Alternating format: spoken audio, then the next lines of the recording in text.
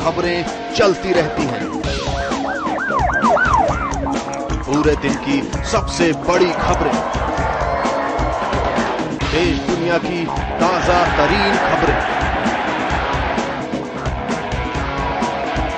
ये है खबरों का मेला 24x1, रोज रात 10 बजे।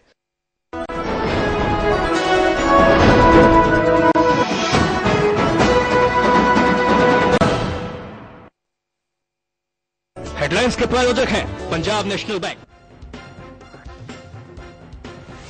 दंगों में जगदीश टाइटलर को बड़ा झटका, कोर्ट ने खारिज की सीबीआई की क्लोजर रिपोर्ट, फिर खुलेगा केस।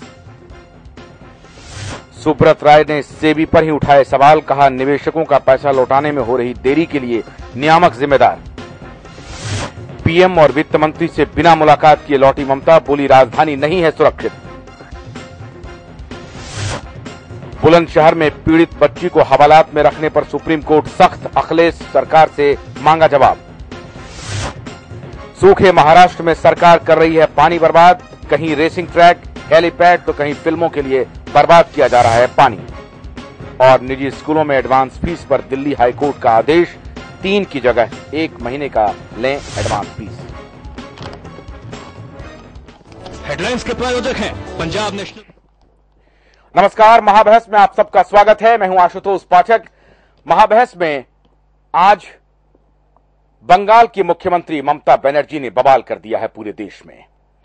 कांग्रेस की सरकार को दिल्ली में कहा जा रहा है कि दिल्ली सुरक्षित नहीं है, और सीपीएम के खिलाफ न सिर्फ बंगाल में वरन कि पूरे देश भर में मोर्चा खोल दिया है ममता बनर्जी ने।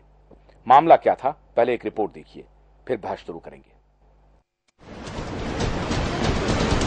दिल्ली में ममता और वित्त मंत्री अमित मित्रा के साथ हुई धक्का मुक्की के बाद बंगाल में हंगामा मचा हुआ है। यूपीए में ममता की नजदीकियां बढ़ती, इससे पहले ही सीपीएम ने उस पर पानी फेर दिया। यही वजह है कि ममता ने अपने साथ हुई बदसलूकी को विरोधियों की साजिश करार दिया है। साथ ही ममता दिल्ली सरकार पर भी हमला करने से पीछे नहीं रही। पुलिस को जो बोला कि आप लोग दरवाजा खुलिए, हमको अंदर में जाने दीजिए, मीटिंग है, वो बोलते चाबी नहीं है। वो बोलते अभी कैसे देगा, इंतजार करो। मेरे को सिक्योरिटी ऑफिसर बोला कि आप दरवाजा तो खुलिए, तो बोलते इंस्ट्रक्शन नहीं है। तो I don't know how it is planned.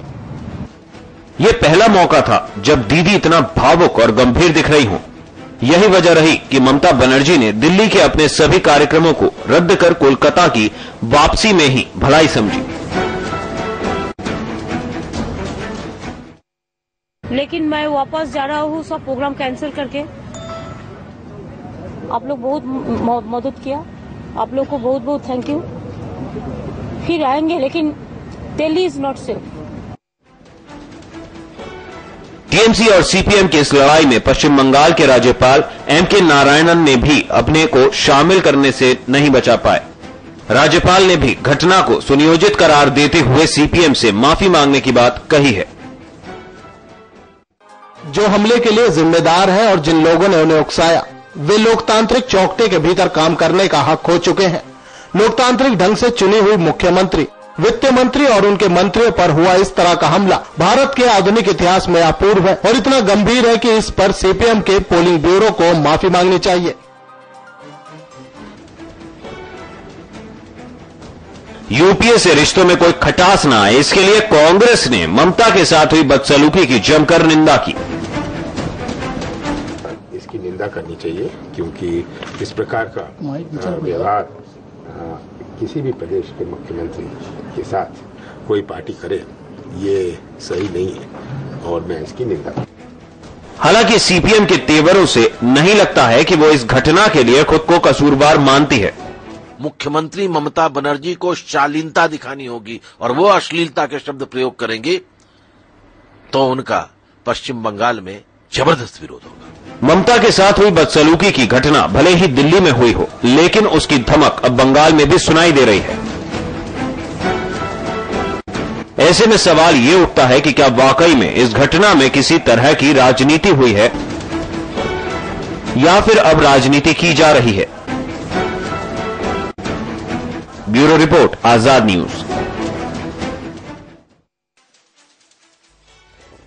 महाबहस में हम बहस की शुरुआत करेंगे। हम आपको परिचय एक बार करा दें। अंबिकानंद सहाय, नवनीत कसाना, नवीन सिन्हा, शक्ति शरण सिंह, कमलकांत गौरी सभी मौजूद हैं। अंबिका जी, ममता बनर्जी के बारे में कहा जाता है कि जितना विरोध में रहकर के वो उनका नेतृत्व मुखर होता है उतना सत्ता में रहकर नहीं होता है। लेकिन भारतीय राजनीति के हालात देखिए कि दुश्मन के जो दुश्मन हैं वो दोस्त बन रहे हैं जी।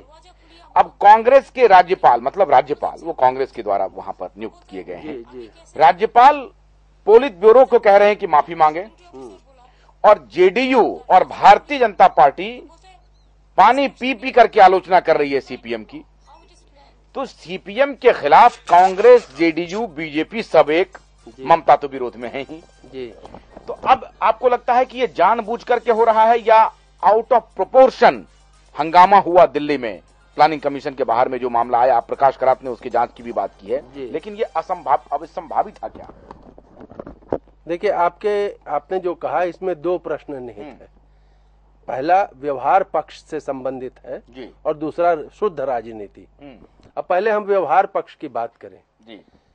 विंस्टन चर्चिल के बारे में कहा जाता था द्वितीय विश्व युद्ध के जमाने में कि उनसे बेटर वॉर टाइम लीडर कोई हुआ ही नहीं, और यह सच भी है।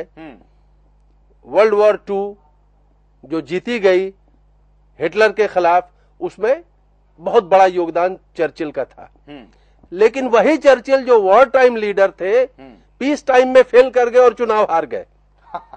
ममता बनर्जी की कहानी कुछ ऐसी है, जब विरोध पक्ष में रहती हैं तो वो मुखर होती हैं और मुखर होना शोभा देता है, लेकिन सत्ता पक्ष में बैठकर जैसा व्यवहार होना चाहिए वो विरोधी पक्ष की नेता की तरह व्यवहार करती हैं। ये उनके व्यवहार में विसंगति है और इसको स्वीकार करना होगा। और मेरे ख्याल में ये जो fire brand continued opposition leader की छवि कायम रख रही है बंगाल में, इससे उनको कुछ नुकसान भी हो सकता है। अब ये दिल्ली में लॉ एंड ऑर्डर खराब है इसकी बात करती हैं, बंगाल में तो बहुत ही ज्यादा आज की डेट में खराब है। वहां पॉलिटिकल वेंडेटा का ये आलम है जो अभी आप दिल्ली में बैठ के आशुतोष जी सोच नहीं सकते हैं। अब आइए राजनीति की बात देखिए।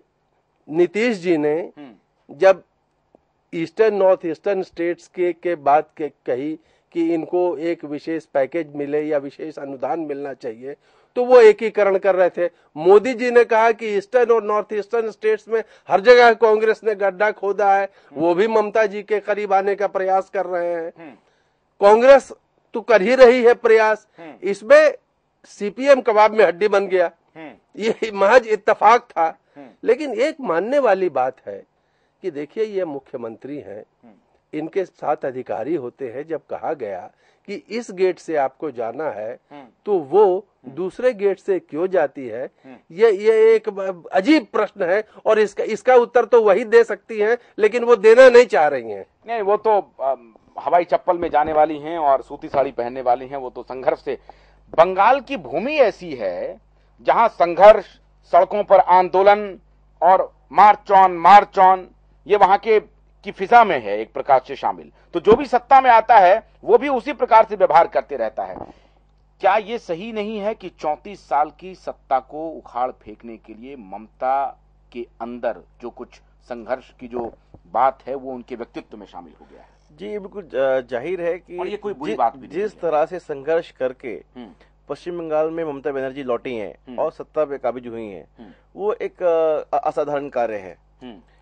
सीपीएम को, सीपीआई को वहां पे उखाड़ फेंकना ये कोई मामूली बात नहीं है। कांग्रेस बीजेपी कई बार प्रयास किए लेकिन असफल रहे। 3 दशक तक वो लोग काबिज रहे। और सहाय साहब जो कह रहे हैं कि अगर वो चर्चिल के तरह अगर वो सत्ता में अब आ गए हैं तो कम से कम उनको शांतिपूर्ण तरीके से गवर्नेंस को ठीक करना चाहिए, वो न करके वो अभी भी विरोध विपक्ष की नेता बनी हुई है। देखिए वहां पे विपक्ष में अब सीपीआईएम है, लेकिन उनकी जो मानसिकता है वो उग्र टाइप के लोग हैं। वो इतने कोई बहुत ज्यादा सीजनड या वेल बिहेव्ड नहीं है।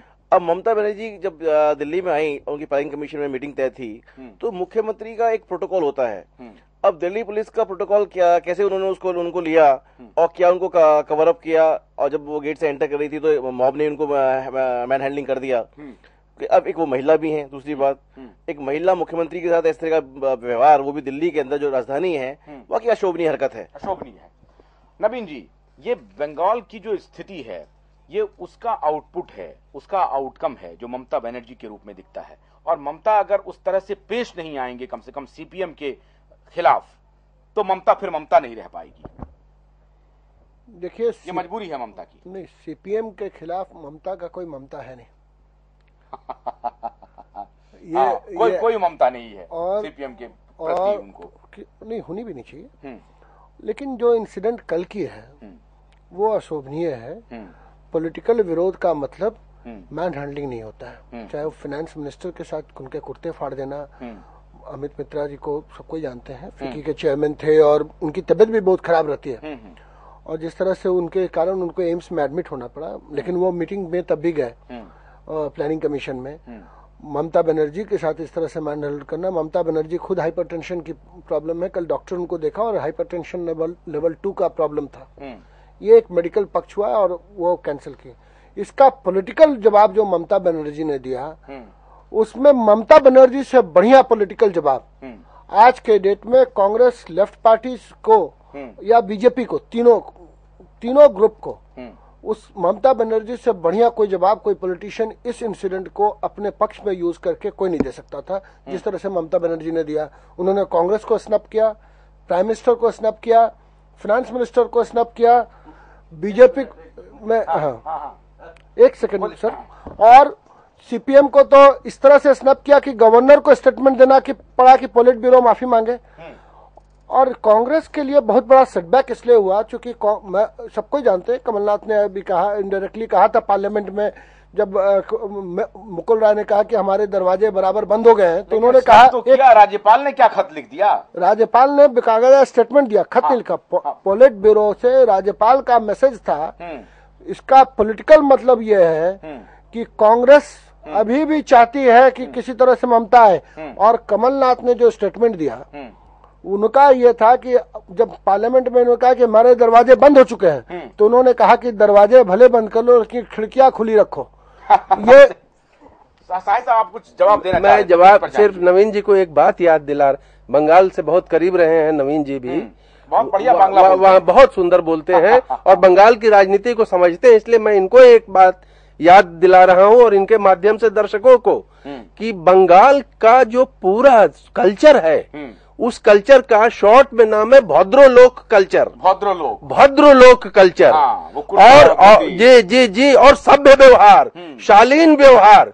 Mamata Banerjee as chief minister ठीक उसके उलट काम कर रहे हैं और व्यवहार वैसा है। सीपीएम के कार्यकर्ता उनके वित्त मंत्री का कुर्ता फाड़ दे और आप ममता बनर्जी से अपेक्षा कर रहे हैं कि भद्रोलोक का व्यवहार करें। अब एक बात और मैं बताऊंगा कि इस कुर्ता फाड़ने के इंसिडेंट को अगर आप लॉ एंड ऑर्डर की तरह टैकल करें तो पूरी दुनिया कन्विंस होगी।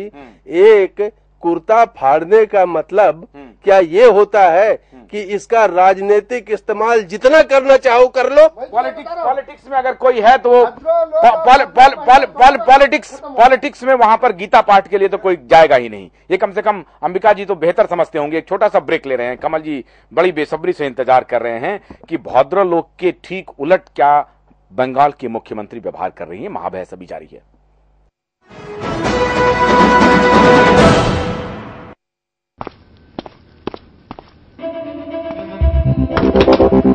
ओए अंडर 19 यहां से पेप्सी लेने के लिए वेट करना।